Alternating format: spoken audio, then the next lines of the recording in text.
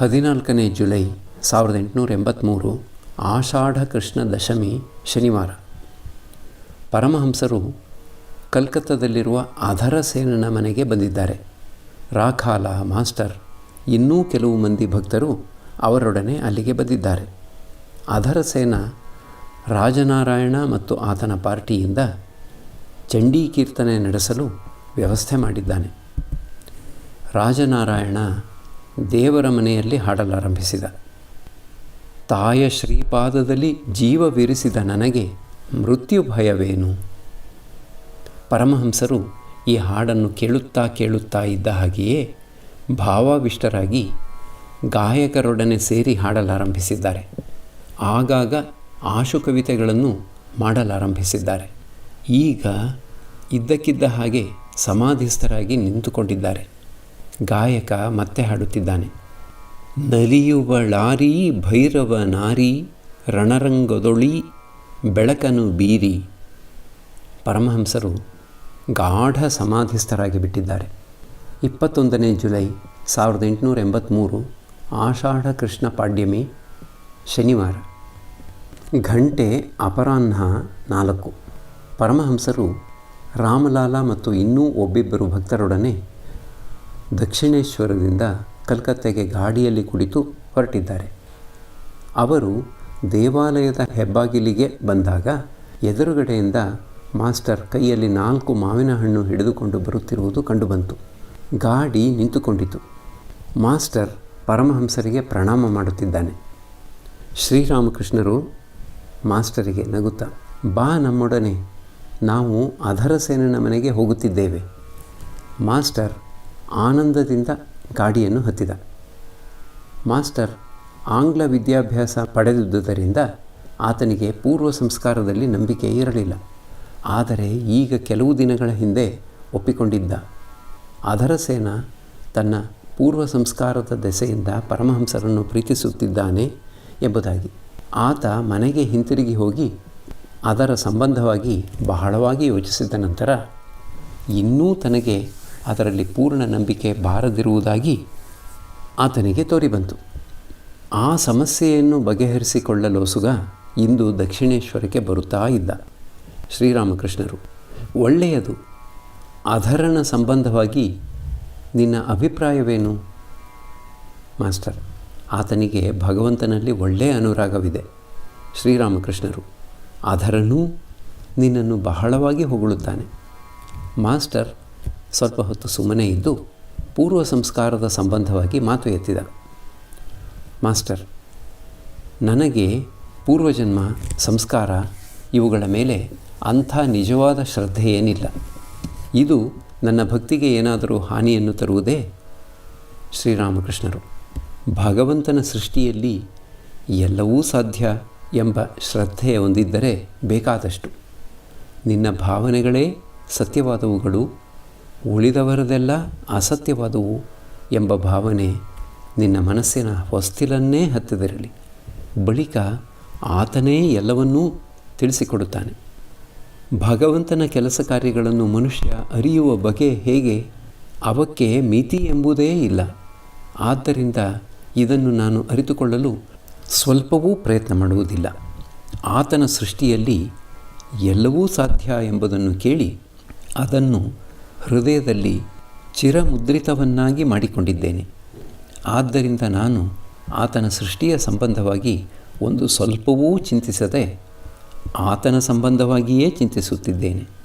ಒಮ್ಮೆ ಹನುಮಂತನಿಗೆ ಯಾರೋ ಪ್ರಶ್ನೆ ಹಾಕಿದರು, ಈ ದಿನ ಯಾವ ತಿಥಿ ಎಂಬುದಾಗಿ.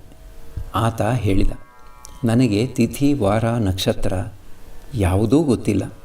ನಾನು ಕೇವಲ ರಾಮಚಿಂತನೆಯನ್ನು ಮಾತ್ರ ಮಾಡುತ್ತಿದ್ದೇನೆ. ಭಗವಂತನ ಕಾರ್ಯ ಏನು ಅಂತ ಒಂದು ಕಿಂಚಿತ್ತಾದರೂ ಅರಿಯಲು ಸಾಧ್ಯವಾಗುವುದೇ? ಆತ ಬಹಳ ಹತ್ತಿರದಲ್ಲಿದ್ದಾನೆ, ಆದರೂ ಆತನನ್ನು ಅರಿಯಲು ಸಾಧ್ಯವಾಗುತ್ತಿಲ್ಲ. ಕೃಷ್ಣ ಭಗವಂತ ಎಂಬುದು ಬಲರಾಮನ ಅರಿವಿಗೆ ಬರಲೇ ಇಲ್ಲ. ಮಾಸ್ಟರ್, ಅದು ನಿಜ. ಶ್ರೀರಾಮಕೃಷ್ಣರು, ಭಗವಂತ ತನ್ನ ಮಾಯೆಯಿಂದ ಎಲ್ಲವನ್ನೂ ಮುಸುಕಿ ಇಟ್ಟಿದ್ದಾನೆ. ಯಾವುದನ್ನೂ ಅರಿಯಲೂ ಬಿಟ್ಟುಕೊಡುತ್ತಿಲ್ಲ. ಕಾಮಕಾಂಚನವೇ ಮಾಯೆ. ಯಾರು ಭಗವಂತನನ್ನು ನೋಡಬೇಕೆಂದು ಈ ಮಾಯೆಯ ಮುಸುಕನ್ನು ಹರಿದು ಒಂದು ಕಡೆಗೆ ಬಿಸಾಡುತ್ತಾನೋ ಅವನು ಆತನನ್ನು ನೋಡಬಲ್ಲ. ಒಮ್ಮೆ ನಾನು ಒಬ್ಬನಿಗೆ ಭಗವಂತನ ಸಂಬಂಧವಾಗಿ ತಿಳಿಸುತ್ತಾ ಮುಂದುವರಿಯುತ್ತಿದ್ದಾಗ ಭಗವಂತ ಇದ್ದಕ್ಕಿದ್ದ ಹಾಗೆ ಆ ದೇಶದ ಒಂದು ಕೆರೆಯನ್ನು ನನಗೆ ತೋರಿಸಿದ. ಒಬ್ಬ ಮನುಷ್ಯ ಅದರಲ್ಲಿದ್ದ ಪಾಚಿಯನ್ನು ಒಂದು ಕಡೆಗೆ ಸರಿಸಿ ನೀರು ಕುಡಿದುದನ್ನು ಕಂಡೆ. ನೀರು ಸ್ಫಟಿಕದಂತೆ ಇತ್ತು. ಭಗವಂತ ನನಗೆ ತೋರಿಸಿದ. ಸಚ್ಚಿದಾನಂದವೆಂಬ ನೀರು ಮಾಯೆ ಎಂಬ ಪಾಚಿಯಿಂದ ಮುಚ್ಚಲ್ಪಟ್ಟಿದೆ. ಯಾರು ಅದನ್ನು ಒಂದು ಕಡೆಗೆ ಸರಿಸಿ ಬಿಡುವರೋ ಅವರಿಗೆ ನೀರು ಸಿಕ್ಕುತ್ತದೆ. ನಿನಗೊಂದು ರಹಸ್ಯ ಅನುಭವವನ್ನು ತಿಳಿಸುತ್ತೇನೆ. ಒಮ್ಮೆ ನಾನು ಸರ್ವೆ ಮರದ ತೋಪಿಗೆ ಹೋಗಿ ಅಲ್ಲಿ ಕುಳಿತಿದ್ದಾಗ ರಹಸ್ಯ ಬಾಗಿಲುಳ್ಳ ಒಂದು ಕೊಠಡಿ ಕಾಣಿಸಿಕೊಂಡಿತು. ಅದರೊಳಗೆ ಏನಿದೆ ಎಂಬುದು ನನಗೆ ಕಾಣಬರುತ್ತಿರಲಿಲ್ಲ. ಒಂದು ಉಗುರುಗತ್ತಿ ತೆಗೆದುಕೊಂಡು ಬಾಗಿಲಿನಲ್ಲಿ ಒಂದು ರಂಧ್ರ ಕೊರೆಯಲು ಪ್ರಯತ್ನಿಸಿದೆ. ಆದರೆ ಜಯಶೀಲನಾಗಲಿಲ್ಲ. ನಾನು ಕೊರೆಯುತ್ತಾ ಹೋದರೂ ಅದು ಮುಚ್ಚಿಕೊಳ್ಳುತ್ತಾ ಬರುತ್ತಲೂ ಇತ್ತು. ಇದ್ದಕ್ಕಿದ್ದ ಹಾಗೆ ಒಂದು ದೊಡ್ಡ ರಂಧ್ರ ಬಿದ್ದುಬಿಟ್ಟಿತು. ಈ ಮಾತುಗಳನ್ನು ಹೇಳಿ ಪರಮಹಂಸರು ಸ್ವಲ್ಪ ಹೊತ್ತು ಸುಮ್ಮನೆ ಇದ್ದು ಬಿಟ್ಟರು. ಈಗ ಮತ್ತೆ ಹೇಳುತ್ತಿದ್ದಾರೆ, ಇವೆಲ್ಲ ಬಹಳ ದೊಡ್ಡ ವಿಷಯಗಳು. ನೋಡು, ಯಾರೋ ನನ್ನ ಗಂಟಲನ್ನು ಹಿಡಿದು ಅದುಮಿದಂತೆ ಇದೆ. ಭಗವಂತ ಜನನೇಂದ್ರಿಯದಲ್ಲಿ ವಾಸವಾಗಿರುವುದನ್ನೂ ನಾನು ನನ್ನ ಕಣ್ಣಿನಿಂದ ನೋಡಿದ್ದೇನೆ.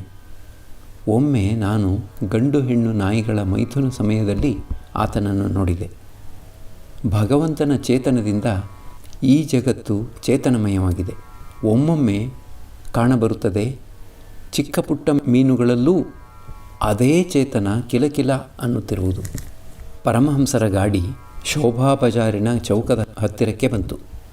ಅವರು ಮತ್ತೆ ತಮ್ಮ ಮಾತನ್ನು ಮುಂದುವರಿಸುತ್ತಾ ಹೇಳುತ್ತಿದ್ದಾರೆ, ಒಮ್ಮೊಮ್ಮೆ ನನಗೆ ಕಾಣಬರುತ್ತದೆ, ಯಾವ ರೀತಿಯಲ್ಲಿ ಮಳೆಗಾಲದಲ್ಲಿ ಭೂಮಿ ಜಲಮಯವಾಗಿ ಕಾಣುವುದೋ ಅದೇ ರೀತಿಯಾಗಿ ಜಗತ್ತು ಚೈತನ್ಯಮಯವಾಗಿರುವಂತೆ. ಇಷ್ಟೊಂದು ದರ್ಶನಗಳಾಗುತ್ತವೆ ನನಗೆ, ಆದರೂ ನನಗೆ ಅಹಂಕಾರ ಉಂಟಾಗುತ್ತಿಲ್ಲ. ಮಾಸ್ಟರ್, ನಿಮಗೆ ಅಹಂಕಾರ? ಶ್ರೀರಾಮಕೃಷ್ಣರು, ನನ್ನ ಮಾತಿನಲ್ಲಿ ನಂಬಿಕೆ ಇಡು. ನನ್ನಲ್ಲಿ ಒಂದು ಕಿಂಚಿತ್ತಾದರೂ ಅಹಂಕಾರವಿಲ್ಲ. ಮಾಸ್ಟರ್, ಗ್ರೀಸ್ ದೇಶದಲ್ಲಿ ಸಾಕ್ರಟೀಸ್ ಎಂಬ ಹೆಸರಿನ ಒಬ್ಬ ಮನುಷ್ಯನಿದ್ದ. ದೈವವಾಣಿಯಾಯಿತು, ಮನುಷ್ಯರಲ್ಲೆಲ್ಲ ಆತನೊಬ್ಬನೇ ಜ್ಞಾನಿ ಎಂಬುದಾಗಿ. ಇದನ್ನು ಕೇಳಿ ಸಾಕ್ರಟೀಸ್ ಆಶ್ಚರ್ಯಚಕಿತನಾದ. ಆತ ಏಕಾಂತದಲ್ಲಿ ಬಹಳ ಕಾಲ ಧ್ಯಾನದಲ್ಲಿ ತೊಡಗಿ ದೈವವಾಣಿ ಹೇಳಿದುದರ ಇಂಗಿತ ಏನು ಎಂಬುದನ್ನು ಅರಿತುಕೊಂಡ. ಬಳಿಕ ಆತ ತನ್ನ ಸ್ನೇಹಿತರಿಗೆ ತಿಳಿಸಿದ, ಕೇವಲ ನಾನೊಬ್ಬನೇ ಅರಿತುಕೊಂಡಿದ್ದೇನೆ, ನನಗೇನೂ ಗೊತ್ತಿಲ್ಲ ಎಂಬುದನ್ನು. ಆದರೆ ಪ್ರತಿಯೊಬ್ಬನೂ ಭಾವಿಸುತ್ತಾನೆ ತಾನು ಬುದ್ಧಿವಂತ ಎಂಬುದಾಗಿ. ವಸ್ತುತಃ ಎಲ್ಲರೂ ಅಜ್ಞಾನಿಗಳೇ. ಶ್ರೀರಾಮಕೃಷ್ಣರು, ಒಮ್ಮೊಮ್ಮೆ ನನಗೆ ಭಾವನೆ ಬರುತ್ತದೆ, ಇಷ್ಟೊಂದು ಜನ ಇಲ್ಲಿಗೆ ಬರುವಂತೆ ಪ್ರೇರೇಪಣೆಯಾಗಲು ನನಗೇನು ಗೊತ್ತಿದೆ? ವೈಷ್ಣವಚರಣ ಒಳ್ಳೆ ದೊಡ್ಡ ಪಂಡಿತ. ಆತ ಹೇಳುತ್ತಿದ್ದ, ನೀವು ಆಡುವ ಮಾತುಗಳನ್ನೆಲ್ಲ ಶಾಸ್ತ್ರಗಳಲ್ಲಿ ಕಾಣಬಹುದು, ಆದರೆ ನಾನೇಕೆ ಇಲ್ಲಿಗೆ ಬರುತ್ತಾ ಇದ್ದೇನೆ ಗೊತ್ತೇ? ಅದನ್ನು ನಿಮ್ಮ ಬಾಯಿಂದ ಕೇಳಲು ಬರುತ್ತಿದ್ದೇನೆ.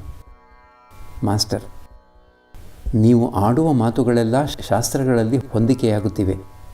ಅಂದು ಪಾನಿಹಟ್ಟಿಯಲ್ಲಿ ನವದ್ವೀಪ ಗೋಸ್ವಾಮಿಯೂ ಹಾಗೆಯೇ ಹೇಳಿದ. ನೀವು ಅಂದು ಹೇಳಿದಿರಿ, ಗೀತೆ ಎಂಬ ಪದವನ್ನು ಒಂದು 10 ಸಲ ಆವೃತ್ತಿ ಮಾಡಿದರೆ ಅದು ತ್ಯಾಗಿ ಎಂಬುದಾಗಿ ಕೇಳಿಬರುತ್ತದೆ ಅಂತ. ಅದನ್ನು ಆತ ವ್ಯಾಕರಣ ದೃಷ್ಟಿಯಿಂದ ಸಮರ್ಥಿಸಿದ. ಶ್ರೀರಾಮಕೃಷ್ಣರು, ನನ್ನನ್ನು ಹೋಲುವವರು ಬೇರೆ ಯಾರಾದರೂ ಇದ್ದಾರೇನು? ಸಾಧುವಾಗಲಿ ಪಂಡಿತರಾಗಲಿ. ಮಾಸ್ಟರ್, ಭಗವಂತ ತಮ್ಮನ್ನು ತನ್ನ ಸ್ವಂತ ಕೈಗಳಿಂದಲೇ ರೂಪಿಸಿದ್ದಾನೆ. ಉಳಿದವರನ್ನೆಲ್ಲ ಯಂತ್ರಗಳಿಂದ ನಿರ್ಮಾಣ ಮಾಡಿದ್ದಾನೆ.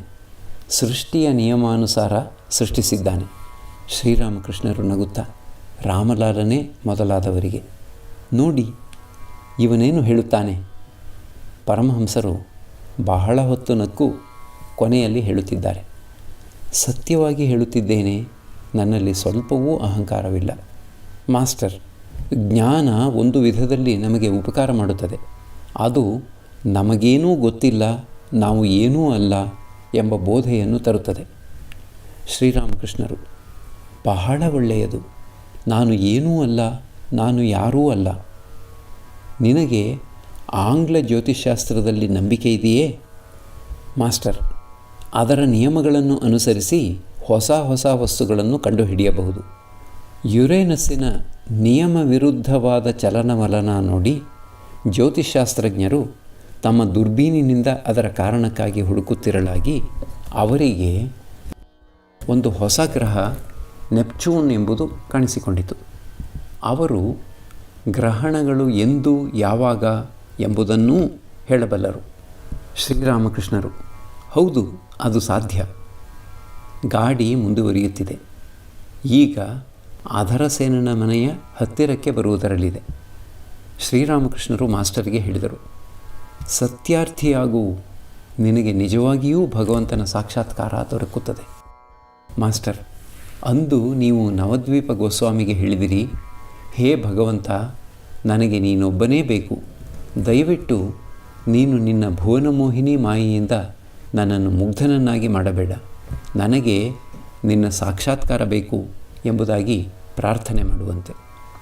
ಶ್ರೀರಾಮಕೃಷ್ಣರು: ಹೌದು, ಹಾಗೆಂದು ಹೃತ್ಪೂರ್ವಕವಾಗಿ ಪ್ರಾರ್ಥನೆ ಮಾಡಬೇಕು.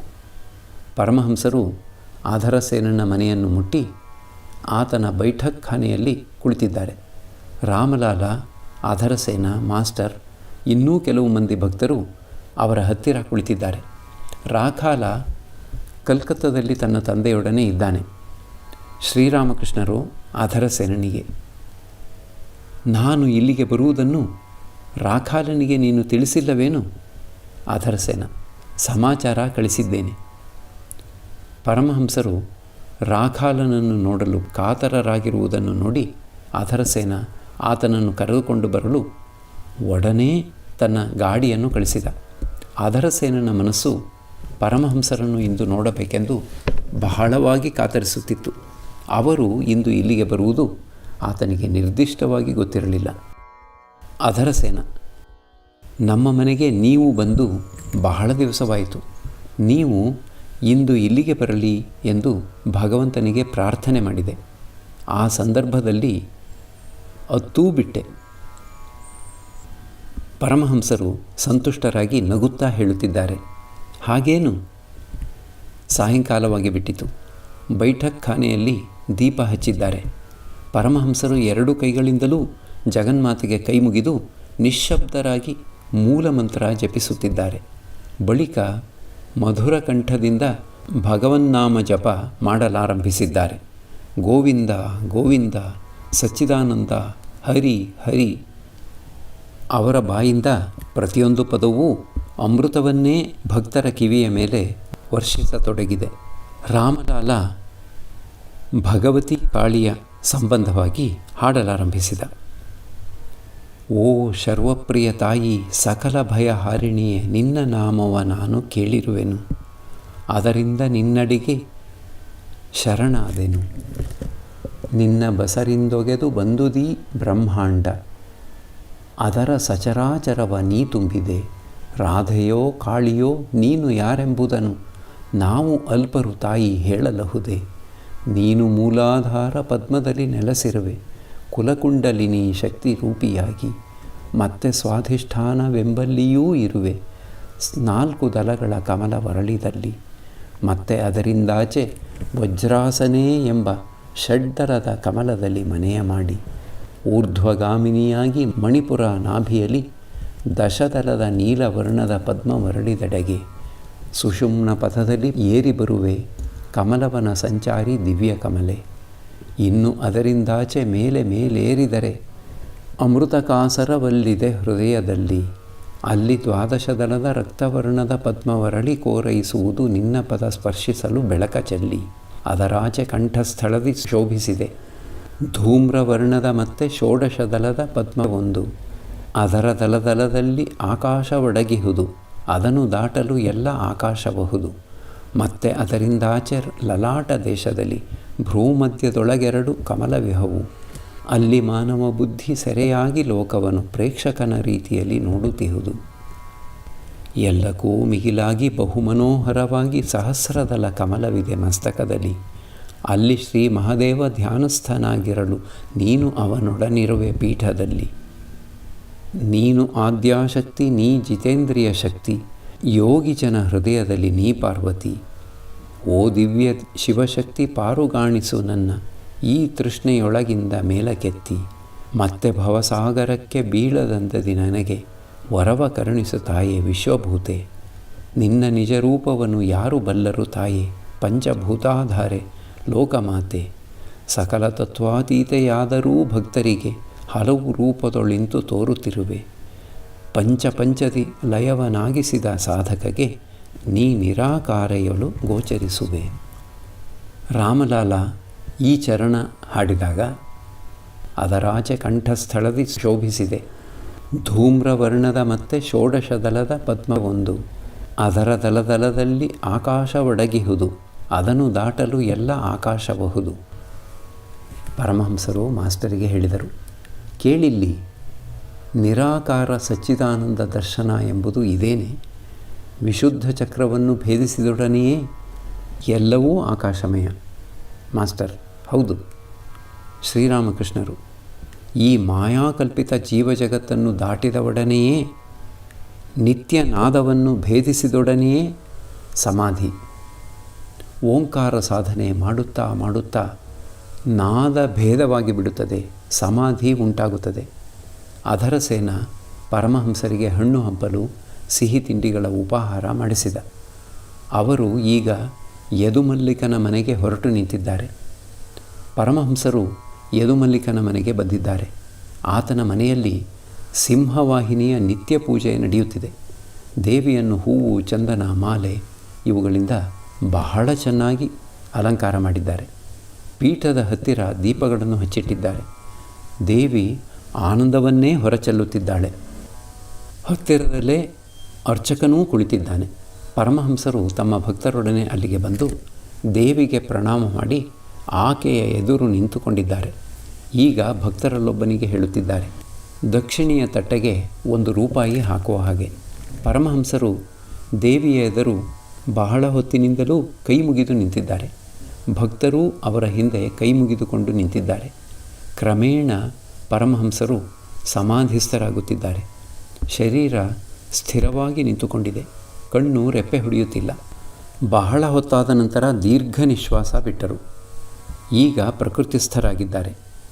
ಇನ್ನೂ ಪ್ರೇಮೋನ್ಮತ್ತರಾಗಿಯೇ ಭಗವತಿಗೆ ಹೇಳುತ್ತಿದ್ದಾರೆ, ತಾಯೇ, ನಾನು ಹೋಗಿ ಬರುತ್ತೇನೆ. ಆದರೆ ಅವರಿಗೆ ಆ ಸ್ಥಳವನ್ನು ಬಿಟ್ಟು ಹೋಗಲಾಗುತ್ತಿಲ್ಲ.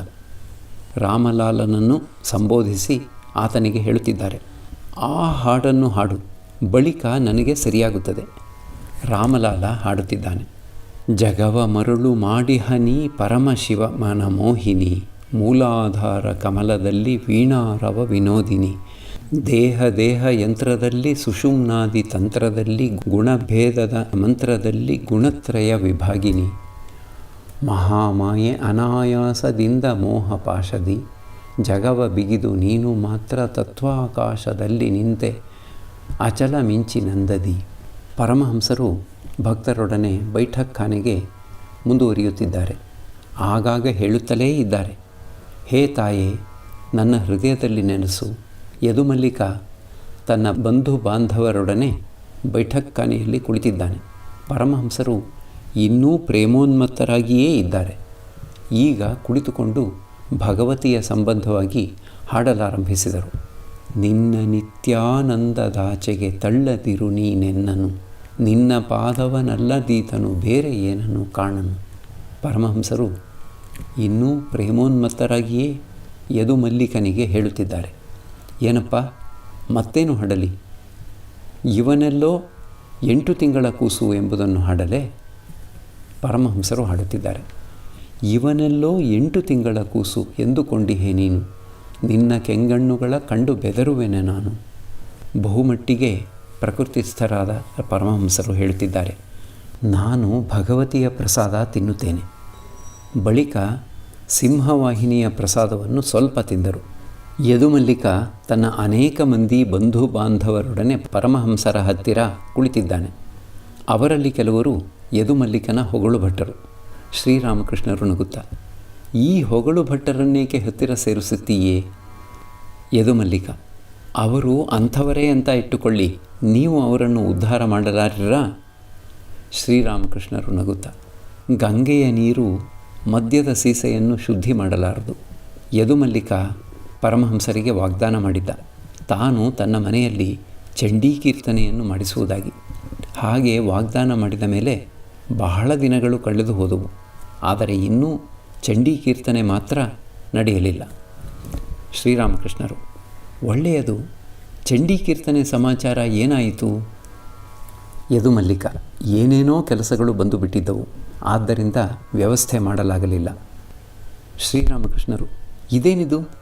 ಮನುಷ್ಯನಿಗೆ ಒಂದೇ ಒಂದು ನಾಲಿಗೆ, ಆತನ ಮಾತು ಆನೆಯ ದಂತದ ಹಾಗೆ. ಅವು ಹೊರಕ್ಕೆ ಬರುತ್ತವೆಯೇ ವಿನಾ ಒಳಕ್ಕೆ ಹಿಂದಿರುಗುವುದಿಲ್ಲ. ಮನುಷ್ಯ ತನ್ನ ನಾಲಿಗೆ ಉಳಿಸಿಕೊಳ್ಳಬೇಕು. ಏನು ಹೇಳುತ್ತೀಯೇ? ಯದುಮಲ್ಲಿಕ, ನೀವು ಹೇಳುವುದೇನೋ ನಿಜ. ಶ್ರೀರಾಮಕೃಷ್ಣರು, ನೀನು ಒಬ್ಬ ವ್ಯವಹಾರ ನಿಪುಣ. ನೀನು ಯಾವ ಕೆಲಸವನ್ನೂ ಬಹಳವಾಗಿ ಗುಣಾಕಾರ ಹಾಕಿ ಮಾಡುತ್ತೀಯೆ. ಬ್ರಾಹ್ಮಣನ ಹಸು ಕಡಿಮೆ ತಿನ್ನಬೇಕು, ಸಗಣಿ ಹೆಚ್ಚಾಗಿ ಹಾಕಬೇಕು, ಸೊರ್ ಅಂತ ಧಾರಾಕಾರವಾಗಿ ಹಾಲು ಕರೆಯಬೇಕು. ಎಲ್ಲರೂ ನಗುತ್ತಿದ್ದಾರೆ. ಸ್ವಲ್ಪ ಹೊತ್ತಾದ ನಂತರ ಪರಮಹಂಸರು ಯದುವಿಗೆ ಹೇಳುತ್ತಿದ್ದಾರೆ, ನಿನ್ನ ಸ್ವಭಾವ ಏನು ಎಂಬುದು ಅರ್ಥವಾಯಿತು. ಅದು ಅರ್ಧ ಬೆಚ್ಚಗೆ ಅರ್ಧ ತಣ್ಣಗೆ.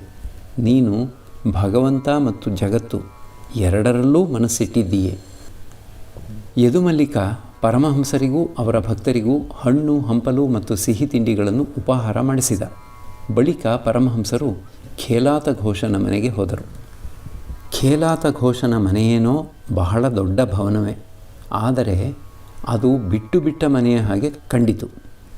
ಮನೆಗೆ ಪ್ರವೇಶ ಮಾಡಿ ಮುಂದುವರಿಯುತ್ತಿದ್ದ ಹಾಗೆಯೇ ಪರಮಹಂಸರು ಭಾವಾವಿಷ್ಟರಾಗಿ ಬಿಟ್ಟಿದ್ದಾರೆ. ಮಾಸ್ಟರ್ ರಾಮಲಾಲ ಇನ್ನೂ ಕೆಲವು ಮಂದಿ ಭಕ್ತರು ಅವರೊಡನೆ ಇದ್ದಾರೆ. ಪರಮಹಂಸರನ್ನು ಆಹ್ವಾನಿಸಿದ್ದವನು ಖೇಲಾತ ಘೋಷನ ಭಾವ. ಆತ ವೈಷ್ಣವ, ಆಗಲೇ ಮುದುಕನಾಗಿದ್ದಾನೆ. ಮೈಮೇಲೆ ತಿಲಕಾದಿ ಮುದ್ರೆಗಳನ್ನು ಹಾಕಿಕೊಂಡಿದ್ದಾನೆ. ಕೈಯಲ್ಲಿ ಹರಿನಾಮ ಚೀಲ ಹಿಡಿದಿದ್ದಾನೆ. ಆತ ಆಗಾಗ ದಕ್ಷಿಣೇಶ್ವರಕ್ಕೆ ಬಂದು ಪರಮಹಂಸರ ದರ್ಶನ ಪಡೆಯುತ್ತಿದ್ದ. ಕೆಲ ವೈಷ್ಣವರಿಗೆ ಬಹಳ ಸಂಕುಚಿತ ಬುದ್ಧಿ. ಅವರು ಶಾಕ್ತರನ್ನು ವೇದಾಂತಿಗಳನ್ನು ಬಹಳವಾಗಿ ನಿಂದಿಸುತ್ತಾರೆ. ಪರಮಹಂಸರು ಈಗ ಆತನೊಡನೆ ಮಾತನಾಡುತ್ತಿದ್ದಾರೆ. ಶ್ರೀರಾಮಕೃಷ್ಣರು, ನಮ್ಮ ಧರ್ಮವೇ ಸರಿ, ಉಳಿದವರದೆಲ್ಲ ತಪ್ಪು ಎಂಬ ಭಾವನೆ ಒಳ್ಳೆಯದಲ್ಲ. ಭಗವಂತ ಒಬ್ಬನೇ ವಿನ ಇಬ್ಬರಲ್ಲ.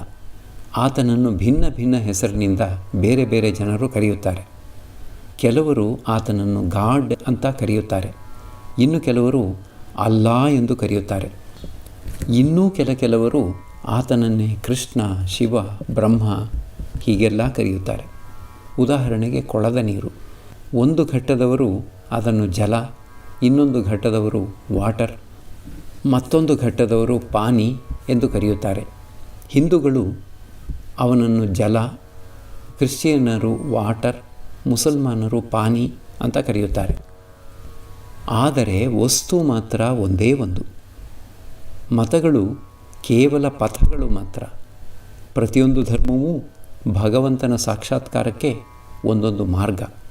ಇದು ನದಿಗಳು ವಿವಿಧ ದಿಕ್ಕುಗಳಿಂದ ಹರಿದು ಬಂದು ಎಲ್ಲವೂ ಸಾಗರದಲ್ಲಿ ಐಕ್ಯವಾಗುವ ಹಾಗೆ. ವೇದಗಳಲ್ಲಿಯೂ ಪುರಾಣಗಳಲ್ಲಿಯೂ ತಂತ್ರದಲ್ಲಿಯೂ ಪ್ರತಿಪಾದ್ಯನಾಗಿರುವವನು ಕೇವಲ ಆ ಸಚ್ಚಿದಾನಂದನೊಬ್ಬನೇ. ವೇದಗಳು ಆತನನ್ನೇ ಬ್ರಹ್ಮ ಎಂದು, ಪುರಾಣಗಳು ಕೃಷ್ಣ ಇತ್ಯಾದಿ ಎಂದು, ತಂತ್ರ ಶಿವ ಎಂದು ಕರೆದಿವೆ. ಆ ಒಬ್ಬ ಸಚ್ಚಿದಾನಂದನಿಗೇ ಬ್ರಹ್ಮ, ಕೃಷ್ಣ, ಶಿವ ಅಂತ ಹೆಸರು. ಎಲ್ಲರೂ ಸುಮ್ಮನೆ ಕುಳಿತಿದ್ದಾರೆ. ವೈಷ್ಣವ ಭಕ್ತ, ಮಹಾಶಯರೇ, ಭಗವಂತನ ಸಂಬಂಧವಾಗಿ ಯೋಚಿಸುವುದರ ಅವಶ್ಯಕತೆ ತಾನೇ ಏನಿದೆ? ಶ್ರೀರಾಮಕೃಷ್ಣರು, ಮನುಷ್ಯನಿಗೆ ಈ ಜ್ಞಾನ ಇರುವುದೇ ಆದರೆ ಆತ ಜೀವನ್ಮುಕ್ತ. ಆದರೆ ಎಲ್ಲರಿಗೂ ಇದರಲ್ಲಿ ಶ್ರದ್ಧೆ ಇಲ್ಲ. ಬಾಯಲ್ಲಿ ಮಾತ್ರ ಹೀಗೆ ಹೇಳುತ್ತಾರೆ. ಭಗವಂತನಿದ್ದಾನೆ, ಆತನ ಇಚ್ಛೆಯಂತೆಯೇ ಎಲ್ಲವೂ ನಡೆಯುತ್ತದೆ ಎಂಬುದನ್ನು ಪ್ರಾಪಂಚಿಕರು ಕೇಳಿ ತಿಳಿದುಕೊಂಡಿದ್ದಾರೆಯೇ ವಿನಾ ಅದರಲ್ಲಿ ಅವರಿಗೆ ಶ್ರದ್ಧೆ ಇಲ್ಲ. ಪ್ರಾಪಂಚಿಕರ ಭಗವದ್ಭಾವನೆ ಯಾವ ರೀತಿಯದು ಗೊತ್ತೇ?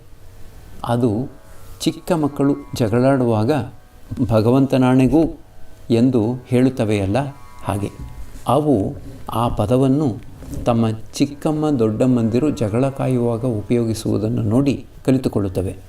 ಎಲ್ಲರಿಗೂ ಭಗವಂತನನ್ನು ಗ್ರಹಿಸಲು ಸಾಧ್ಯವೇ? ಆತ ಒಳ್ಳೆಯವರು, ಕೆಟ್ಟವರು, ಭಕ್ತರು, ಅಭಕ್ತರು, ವಿಶ್ವಾಸಿ, ಅವಿಶ್ವಾಸಿ ಎಲ್ಲರನ್ನೂ ಸೃಷ್ಟಿಸಿದ್ದಾನೆ. ಆತನ ಸೃಷ್ಟಿಯಲ್ಲಿ ಈ ವೈಚಿತ್ರ್ಯವೆಲ್ಲ ಇದೆ. ಆತನ ಶಕ್ತಿ ಕೆಲವದರಲ್ಲಿ ಅಧಿಕವಾಗಿ, ಇನ್ನು ಕೆಲವದರಲ್ಲಿ ಕಡಿಮೆಯಾಗಿ ವ್ಯಕ್ತವಾಗಿದೆ. ಸೂರ್ಯನ ಬೆಳಕು ಮಣ್ಣಿಗಿಂತ ನೀರಿನಲ್ಲಿ ಹೆಚ್ಚಾಗಿ ಪ್ರತಿಬಿಂಬಿತವಾಗುತ್ತದೆ, ಕನ್ನಡಿಯಲ್ಲಿ ಇನ್ನೂ ಅಧಿಕವಾಗಿ. ಹಾಗೆಯೇ ಭಕ್ತರಲ್ಲೂ ವಿವಿಧ ಅಂತಸ್ತಿನವರಿದ್ದಾರೆ, ಉತ್ತಮ, ಮಧ್ಯಮ, ಅಧಮ. ಗೀತೆಯಲ್ಲಿ ಇವೆಲ್ಲ ವರ್ಣಿತವಾಗಿವೆ. ವೈಷ್ಣವ ಅದು ನಿಜ.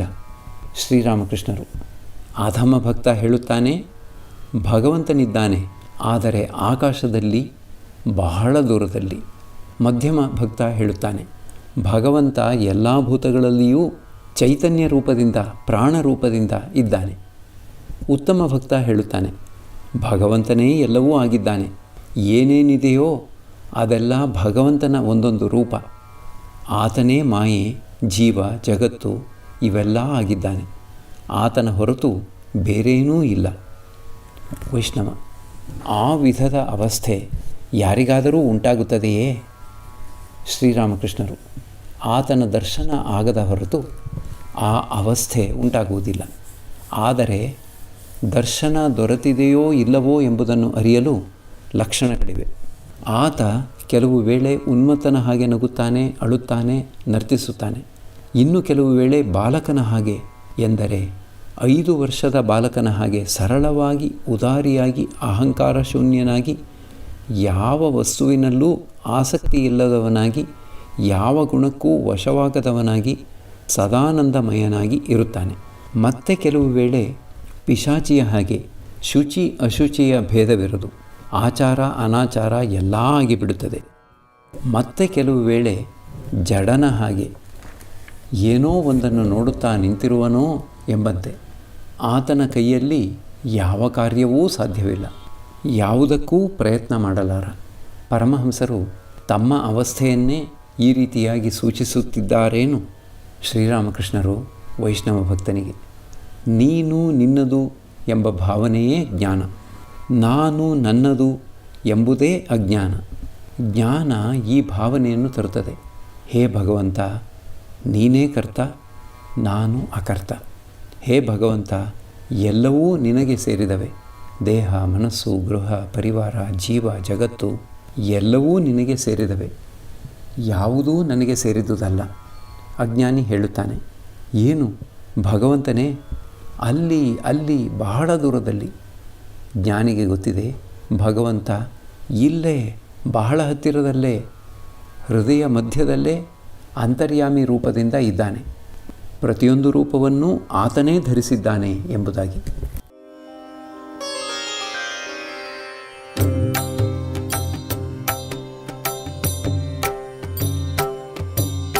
ಶ್ರೀರಾಮ ಕೃಷ್ಣ ಮಂಗಲಕಾರಿ, ಶ್ರೀರಾಮ ಕೃಷ್ಣ ಮಂಗಲಕಾರಿ, ಶ್ರೀರಾಮ ಕೃಷ್ಣ ಮಂಗಲಕಾರಿ, ಶ್ರೀರಾಮ ಕೃಷ್ಣ ಮಂಗಲಕಾರಿ. ನಮೋ ನಾರಾಯಣ ಭವದುಃಖಹಾರಿ, ನಮೋ ನಾರಾಯಣ ಭವದುಃಖಹಾರಿ, ನಮೋ ನಾರಾಯಣ ಭವದುಃಖಹಾರಿ.